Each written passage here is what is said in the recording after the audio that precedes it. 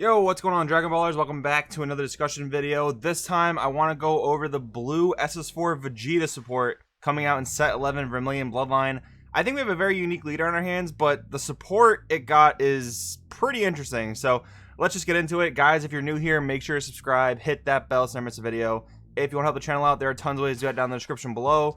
Check out the Gemmy app and the Patreon for your one-on-one coaching with yours truly, as well as your crossflow competitive articles. Check out deck protection for your sleeves, deck boxes, binders, all that stuff you'll need for your new Vegeta deck. And finally, guys, if you want to buy or pre-order the cards you see in today's video, make sure to use my link in the description to TCG Player. All that stuff really helps out a lot, guys. That being said, let's get started. So we have the leader. Let's give it a read. Auto, when this card attacks, draw one. Auto once per turn.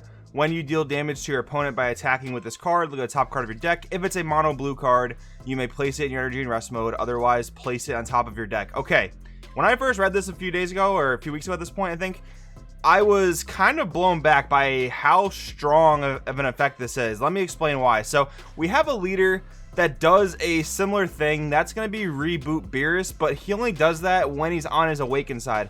Imagine this effect the entire game. It's kind of insane. Like, from turn 1 and beyond, like, you attack, and typically a 10k leader to a 10k leader, your opponent's taking that damage. That's just how the game is played for the most part. This makes your opponent think twice about that. They'll either take a damage, you'll get an energy advantage on them, or they're going to lose 5k to not take the damage. I think that puts your opponent in a very, very strong predicament. Now, the one thing I will say to the detriment of this leader is that there are going to be leaders in the format who awaken very, very early. I mean, the most prominent ones are Vegeta and Zamasu, and to a degree Dredge Goku, right?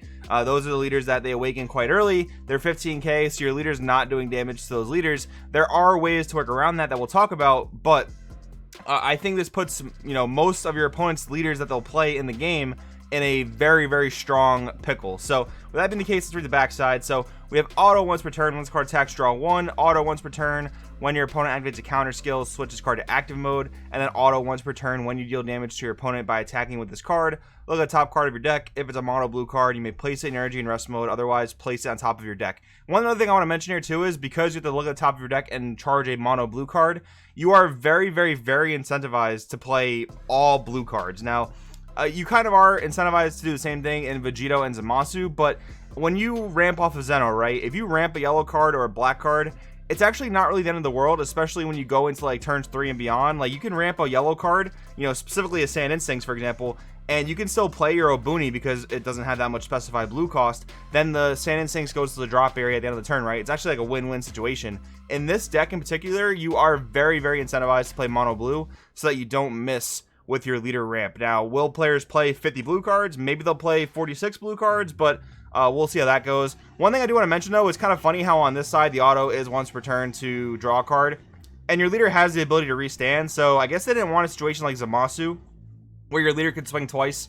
and draw twice. Kind of an interesting thing to note there. But regardless, I do think this leader is very, very strong. But it is going to be another one of those, you know, mono blue dot deck leaders, right? I don't think there's going to be too much craziness going on with the leader until we read the rest of the support. So moving along to another piece of Vegeta support, we have SS4 Son Goku, Protector of Earth. He is a 5-drop unison. Very, very costly, especially for only being a 15k. Let's give him a read. Auto, when this card's played during your opponent's next turn, they can't attack with battle cards unless they choose one of their battle cards with energy cost 2 or more and place at the bottom of the owner's deck. So that auto is nice. I mean, you tap 5 for it, at least you do give your opponent some hesitation to attack with their battle cards. Plus, -1 activate main, draw 2 cards, then choose 1 card in your hand and place it at the bottom of your deck, and then -2 activate main, choose all of your opponent's battle cards ignoring barrier and return them to the owner's hands.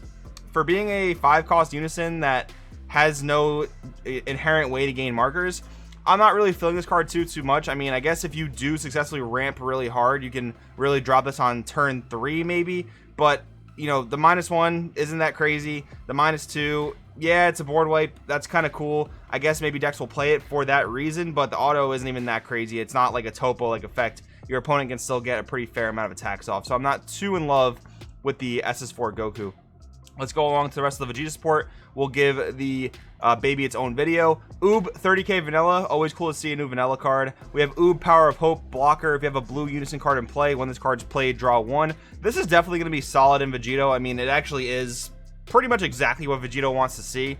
So definitely a good thing there. And the really weird thing about this set is it does seem like Baby got way more support than Vegeta did, pretty much as a whole. And it's a little unfortunate to see that, but I guess you technically can play a lot of the baby cards in Vegeta. Maybe the rationale is that since Vegeta ramps so much, the overcosted baby cards are okay, but I do think that we're going to see the baby stuff stick to the baby leader, and I think we're going to see SS4 Vegeta be much more of a mono blue leader. So we have SS4 Son Goku Energy Annihilator. We have a 7-drop 30k unique blocker. When this card's played, your opponent places one of the energy at the bottom of the owner's deck. Now this is pretty interesting because this is coming out later in the game, like turn 4 at the earliest. I think if you really get lucky with your ramps and your opponent doesn't defend the attacks. But the thing with this is your opponent chooses the energy that they lose. So this is a bit weaker than something like the 9-drop Goku Black from set 10, where if your opponent just has 5 more energy period, you pick 2 and you snipe them. So the most often thing you're gonna do with that is you're gonna snipe their 2 open energy. This, your opponent can really just, you know, pick their tapped energy and get rid of it, right? Auto, at the end of your turn, switch card to active mode. Then your opponent choose one of their battle cards and one of the energy, place them at the bottom of the deck in any order. Okay, this is actually pretty cool because, you know, it basically means you're removing 2 energy per turn, or I guess 2 energy of the turn you play it, and then thereafter you're going to remove a battle card and an energy. That is kind of cool. This card maybe could have used some protection, whether it was barrier or deflect. Definitely not both. That would have been a little stupid, but there really isn't too much of a way to cheat this guy out except for ramping with the leader. So that being the case, I don't know. I do think this card is a little weak, but maybe it's for the best. We have SS3 Son Goku Overflowing Spirit. We have a 2-drop counterattack, 15k. If your leader's mono blue, negate the attack, then shoot up to one of your blue unison cards in your unison area or drop area, return it to the owner's hand, then play this card. Okay, somewhat interesting. I mean, I guess what you can do with this is you can bounce the 5-drop SS4 Goku back to your hand and kind of replay it and refresh its counters, but maybe Bandai is overestimating the abundance of energy you'll get with this leader. I don't know. I do think you'll ramp pretty well. I do think, you know, and if you don't ramp, your opponent's gonna be losing a lot of cards. But with that being the case, I mean, I don't know, just to do that whole play, to play your 5-drop SS4 Goku and then bounce it back to hand with Overflowing Spirit and then replay it to refresh the counters, that seems like a lot of investment you're asking for. It is cool. You can get a unison out of the drop area, so there is the benefit of that as well. Then we have a Goku GT Super Combo, very nice. SS4 Vegeta Rise of the Super Warrior, 6-drop 30k blocker. If your leader's mono blue, when this card's played, look at the top 4 cards of your deck, add up to 4 mono blue cards among them to your hand, place any number of the remaining mono blue cards in your energy, and place any other remaining cards at the bottom of your deck in any order. Okay, this card is really cool. It does give mono blue a new option in the sense that this isn't locked to SS4 Vegeta only, and it seems like that's what Bandai is going for. It seems like Bandai is just adding more cards to this mono blue pool that, like, no matter what, you know, archetype the card's from or what leader it's kind of meant to be played with, you can play it in any mono blue strategy. Like, think about this, you can play this in Zamasu, you can play it in Vegito, you can play it in just about any mono blue deck, which is kind of neat. And a 6-drop plus 4, I'm not gonna scoff my head at that. That's pretty cool. I think that's actually really good. Auto at the end of the turn, switches card to active mode, so you do have a 30k beater that you can freely attack with because he will restand for his blocker. So that is pretty solid. I do think this is a very good card. Vegeta Ready to Rumble. We have a 4-drop blocker counter attack. Negate the attack and play this card. When this card's played, your opponent can't attack for the turn unless they place 1 energy in the owner's drop area. So it does seem they want Vegeta to play this pretty defensive style deck.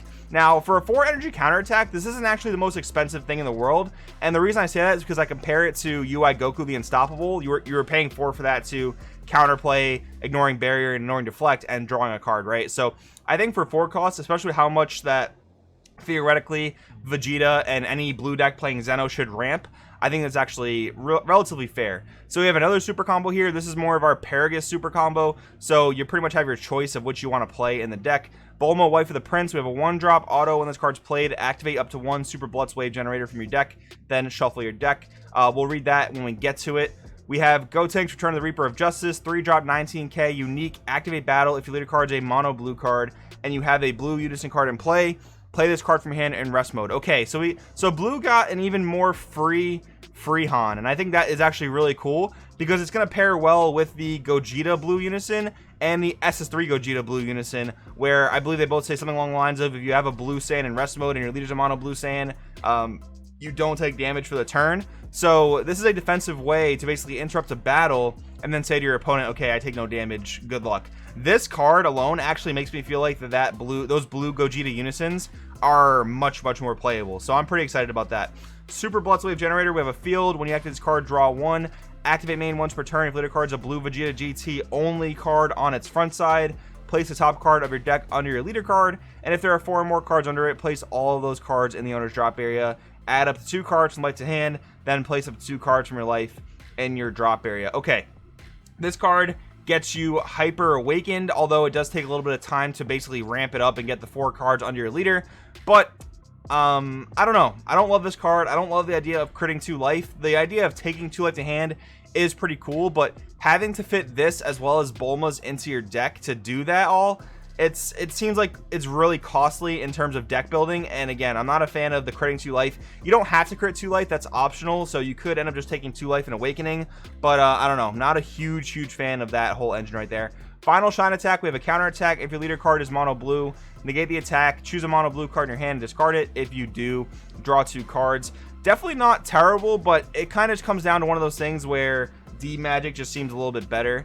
Now, I do want to go over and read the new TP promos that just got revealed yesterday, actually, so let's do that real quick. All right, really just 2 cards that seem like they're meant to be played with Vegeta. First off, we have Son Goku, Power of the Golden Great Ape. Now, I will say this card was already errated. It seems like, according to Bandai, they had a printing error, so I'll give you guys the effect as it's supposed to be. It's going to be a little different than what's on the card. So we have a 2-drop 15k blue unison, activate main once per turn. Instead of paying 2 blue, this is supposed to be 2 blue and 2 colorless. So paying 4 for a draw 2. Again, I do kind of think Bandai is overestimating the abundance of energy that this leader is going to generate, but hey, maybe I'm wrong, right?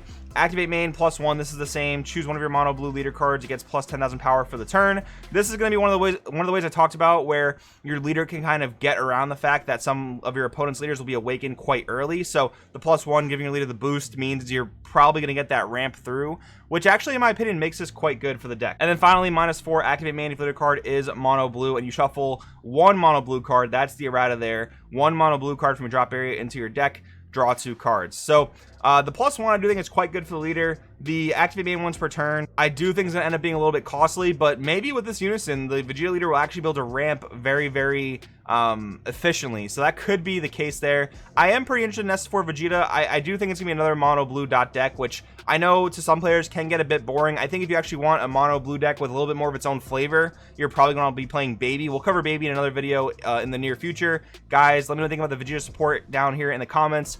Thanks for watching. I'll see you next time.